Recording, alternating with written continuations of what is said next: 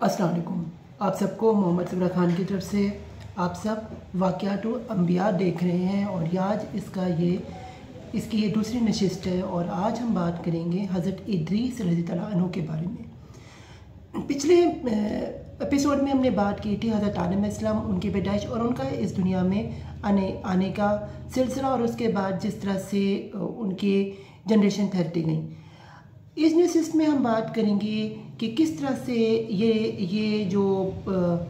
आदम इस्लाम की औलाद थी आगे फैली और उसके बाद कौन से प्रॉफिट का जो है ज़िक्र कुरान पाक में आया, जैसे पहले आदम अलैहिस्सलाम का था और उसका जो दूसरे पैगंबर का ज़िक्र है इस जनरेशन के बाद वो है हज़रत इदरीस अलैहिस्सलाम की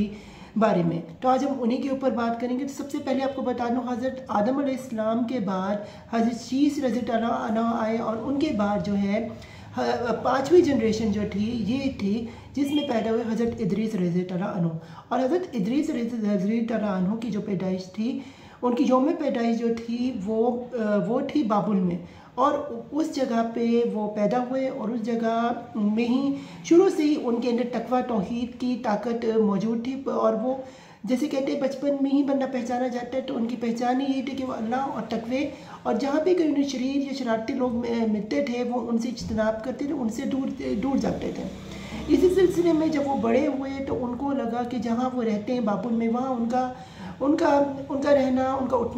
उठना बैठना जो है तंग कर दिया गया है। तो उन्होंने वहाँ से कूच किया और वो चले गए मिस्र में। अब जब वो मिस्र गए तो वहाँ पे जाके उन्होंने तबलीग की और वहाँ पे ही उन्होंने, क्योंकि उस वक्त मैं आपको बता दूँ कि नई नई दुनिया बनी थी, ज़्यादा लोग थे नहीं, तो उन्होंने कुछ जमात बनाई और आहिस्ता आहिस्ता उन्होंने जो है, कहा जाता है कि 72 लैंग्वेजेस पे हज़रत इदरीस अलैहिस्सलाम को जो था अबूर था और तौहीद और तकवा जो था इनका जो था सबसे ऊपर था, जिसकी वजह से इन्होंने ये 72 जो थी लैंग्वेजेस, एक तो इनकी इन्होंने बुनियाद रखी और इन्होंने 4 हिस्सों में, कहा जाता है नॉर्थ जिसे हम आज पढ़ते हैं, साउथ, ईस्ट और वेस्ट, यानी कि इन 4 हिस्सों में जो था वो कुछ जो है ग्रुप ऑफ पीपल भेजे और जब ये भेजे तो वहाँ पे उन्होंने कुछ लीडर भी मुतय्यन कर दिए और वो जो मुतय्यन किए उनका मकसद ये था कि उनकी लीडरशिप में उनकी एडमिनिस्ट्रेशन में जो लोग रहते हैं वो इस्लामी कानून और वो तरीका जो तकवा तौहीद का है और आखिरत को मानने का और एक सीधे रास्ते पे चलने के, बुराई को जो है वो ना मानने को जो है उन्होंने तरजीह दी। ये चीज़ हमें बताती है कि इदरीस अलैहिस्सलाम की पॉजिटिविटी कितनी। कहा जाता है कि हज़रत इदरीस अलैहिस्सलाम चारों जो ये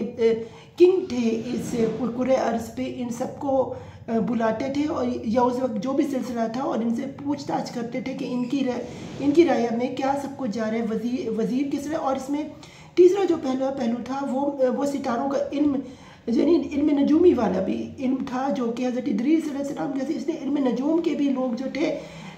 इनको कहा जाता है कि एक किंग से ज़्यादा इल्म नजूम वालों को जो है ज़्यादा जो है अहमियत दी गई थी। नंबर 2 पे किंग थे और उसके बाद जो थी वज़ीर थे और उसके बाद उनके अंदर रियाया थी। तो यूँ जो था ये पूरा सिस्टम जो था एडमिनिस्ट्रेशन का दुनिया बनते ही जो है शुरू हो गया और इस तरह से पॉजिटिविटी और इस तरह से जो एक एडमिनिस्ट्रेटिव सिस्टम भी जो है वो हज़रत इदरीस अलैहिस्सलाम ने जो है वो इंट्रोड्यूस कराया और हमारी धरती पे ये हुआ। इसके बाद कहा यह जाता है कि हज़रत इदरीस अलैहिस्सलाम जो थे अल्लाह ताला के बरगुज़ीदा थे। इनको कहा हिसाब किताब, यहाँ तक कि इन्हें जोग्राफिक और इन्हें एक चीज़ पे जो था, अलूम पे जो था, इल्म, लैंग्वेजेस पे और हर चीज़ पे इनको जो था बहुत ज़्यादा अबूर हासिल था, जिसकी वजह से और सबसे ज़्यादा तकवा था। और इनका ये था कि इनके खत्ते में, इनके इलाके में कोई भी बंदा जो है उसके साथ अनजस्ट या इनजस्टिस होनी नहीं चाहिए। यानी कि हम समझते जस्टिस के लॉ भी, क्योंकि उस वक्त दुनिया नहीं बनी थी, छोटे छोटे लॉज भी उसी वक्त इनके लिए मुतय्यन किए गए। यहाँ तक कि मैं आपको बताऊँ कि ईद जो हम आज मुसलमान ईद बनाते हैं और भी कुछ किस्म की ईद के नजूम की वजह भी कब सूरज से चांद यानी कि जैसे इक्लिप्स, सोलर इक्लिप्स कहने, लोअर इक्लिप्स कहने, या जो भी किस्म का नाम देने, लूनर इक्लिप्स सॉरी अब कहने, तो वो जो है जब होता था उस पर भी इनकी कुछ ईद होती थी और उस पर भी ये जानवर को जो है कुर्बानी देते थे और अल्लाह की राह में खर्च करते थे। ये जो चीज़ थी ये उस वक्त से ही हज़रत इदरीस अलैहिस्सलाम के दौर पे फाइज हुई थी और जिसकी वजह से ये पॉजिटिविटी गई और कहा जाता है कि अल्लाह ताला की इतने इबादत गुजार थे कि जब फरिश्ता इनके पास रूह कब्ज़ करने आए तो अल्लाह ताला की कुछ एक और फरिश्ता आया, उन्होंने अल्लाह ताला इदरीस अलैहिस्सलाम से मुखातिब है, उन्होंने कहा कि अल्लाह ताला आपसे बहुत खुश है, आपकी क्या ख्वाहिश है। तो हज़रत इदरीस अलैहिस्सलाम फरमाते हैं कि मैं मरना नहीं चाहता, मैं सारी ज़िंदगी चाहता हूँ अल्लाह की इबादत करूँ और इसी हालत में ही ज़िंदा रहूँ और इसी हालत में ही रहूँ। तो अल्लाह ताला ने कहा अपने फरिश्तों से कि इन्हें ना अपने परों पे उठा लो और चौथे आसमान पे उन्हें ले जाओ। और कहा यह जाता है कि इनकी ये दुआ कबूल हुई और चौथे आसमान पे इन्हें ले गए और इनको मौत नहीं। इसीलिए हज़रत इदरीस अलैहिस्सलाम की आज भी कब्र मुबारक हम सबको नहीं पता, चौथे आसमान पे आज भी मौजूद है। इसके अलावा जब हज़रत मोहम्मद सल्लल्लाहु अलैहि वसल्लम जो हमारे आखिरी नबी हैं, वो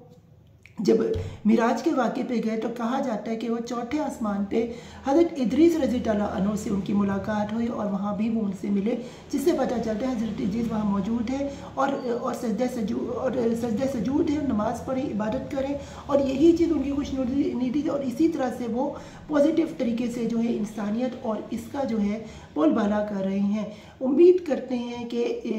आपको ये नशिस्त और इसमें हज़रत इदरीस अलैहिस्सलाम के जितने भी पहलू हैं ये समझ आए होंगे। बहुत ही एक लीडरशिप की आपको पता चलेगी कि इस्लाम में किस तरह से आदम अलैहिस्सलाम के हज़रत इदरीस अलैहिस्सलाम जैसे ही जनरेशन आगे बढ़ती गई, हम आपको जनरेशन टू जनरेशन, जैसे मैं आपको बता दूँ एपिसोड्स चले ऐसे ही जनरेशन जैसे आ रही, हम उसी ही प्रॉफिट की लिस्ट की मुताबिक जो है वक्त की इरा के हिसाब से आपको एक एक चीज़ की आगाही दे रहे हैं। और उम्मीद करते हैं कि ये हज़रत इदरीस अलैहिस्सलाम की जो वाक़या है ये आपकी ज़िंदगी पे असर करे और आपको ये पता चले कि तकवा तौहीद जो थी या आज इस्लाम की बुनियाद पे नहीं, इस्लाम आदम अलैहिस्सलाम की पैदाइश से ही था, मादे से वजूद आया। इसकी मुख्तलिफ शेज़ बदलते रहे, नाम बदलते रहे, लेकिन आज आपको जिस तरह से हज़रत इदरीस अलैहिस्सलाम का वाक़या और हम आगे भी नशिस्तों में आपको और भी प्रॉफिट्स के बारे में इंशाल्लाह बताएंगे। तो उम्मीद करता हूँ कि आपको हज़रत इदरीस अलैहिस्सलाम का जो वाक़या है ये आपकी ज़िंदगियों में, आपकी लाइफ में असर करे और आपको ये पता चले कि इतना अल्लाह ताला ने इस दुनिया में आके इंसान को छोड़ी। यानी कि हम कहते हैं कि इंसान गारों में रहा या ये रहा या वो रहा, लेकिन हमें यहाँ हज़रत इदरीस अलैहिस्सलाम के वाक़े से पता चले कि 5वीं जनरेशन आदम अलैहिस्सलाम की कितनी ज़्यादा जो थी वो फ्लरिश उसने किया, किस तरह ज़्यादा वो जो थी इंटेलिजेंट थी और किस तरह से उसने शहर बनाया और किस तरह से वो आगे बढ़ी। और इसी तरह से जो है वो उसने अपनी रिलीजियस भी और अपने आप को एडमिनिस्ट्रेशन में भी जो है तकवा तौहीद के साथ मजबूती से थामा रखा। तो आप इस वीडियो के नीचे कमेंट दीजिए, राय दीजिए, हमें आपकी राय का इंतज़ार रहेगा कि आपको किस तरह से जो है ये वाक़यात अंबिया और हज़रत इदरीस अलैहिस्सलाम का वाक़या कैसा लगा, इंटरेस्टिंग था या नहीं। मेरे चैनल मोहम्मद सबरा खान को सब्सक्राइब करें, बेल आइकन का बटन ज़रूर प्रेस कर दें ताकि जब भी मैं कोई लेटेस्ट वीडियो अपलोड करूँ तो फ़ौरन से आपका नोटिफिकेशन मिले। ये रमज़ान का महीना है, हमें इसी तरह की इबादत करनी चाहिए। अल्लाह हम सबका हामी नासिर हो और इन्हीं के ही पैगंबरों की नशर राह पे हमें चलना ताकि हम दुनियावी ज़िंदगी और आखिरत में कामयाब हो सकें। अल्लाह हम सबका हामी नासिर हो। आमीन सुम्मा आमीन रब्बुल आलमीन। फ़ी अमान अल्लाह।